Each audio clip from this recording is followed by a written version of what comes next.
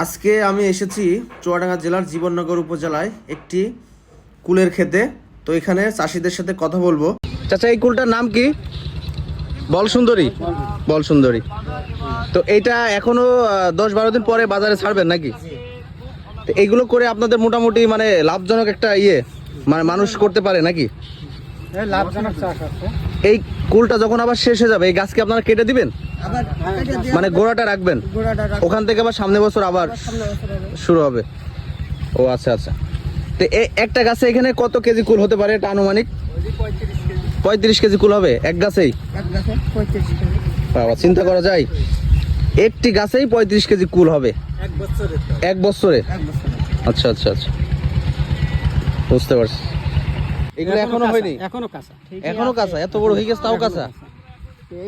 দর্শক দেখেন, এত বড় কুল হয়ে গেছে, সাদা হয়ে গেছে, তারপরে নাকি এটা এখনো কাঁচা, এখনো টাইম লাগবে এটার বয়স আসতে, তাই তো? আচ্ছা আচ্ছা। এখন খাইলে কি মিষ্টি লাগবে না? কম মিষ্টি? আচ্ছা আচ্ছা। ভাই, আপনি কি করতেছেন? কুল তুলছি। এটা কি কুল ভাই? এটা থাই আপেল। Thai apple? এটা কি খেতে মিষ্টি নাকি? মিষ্টি। তাই?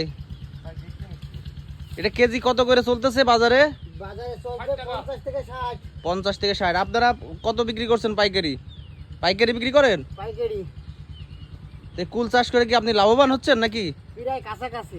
কাছাকাছি কি লাভবান? লাভবান, আচ্ছা। তো কুল খাওয়ানো যাবে একটা? অবশ্যই। দর্শক আসসালামু আলাইকুম, আমি এখন আছি কুল বাগানে একজন ব্যবসায়ীর সাথে, এই চাচার সাথে কিছু কথা বলবো, ওনার এই বাগানের সম্পর্কে জানতে পারবো। চাচা, এই বাগানটা কতটুকু আছে? 1.5 বিঘা আছে। 1.5 বিঘা আছে। তো এই কুল চাষ করে কি আপনি কি মোটামুটি কি লাভবান আছেন নাকি? আছে, লাভবান আছে। এটা হচ্ছে কতদিন টাইম লাগে, মানে কুলটা হইতে এই টাইমটা কতদিন লাগে? তাও 1 বছর। 1 বছর মতো লাগে? মানে 1 বছরে একবার কুল পাওয়া যায়? 1 বছর পাওয়া যায়। এরপরে কি গাছটা আপনারা কি মানে কুলের এই মাথাগুলো কি মানে ঝুড়ে দেন? দিই। পরে গোড়া থেকে আবার ডাল বের হয়? বের হয়। আচ্ছা আচ্ছা। তো এখান থেকে মোটামুটি আপনার সংসার টংসার আপনি চালাতে পারেন নাকি? তো এখন এই বাগানে যে কুলগুলো আছে এটা কি জাতের কুল?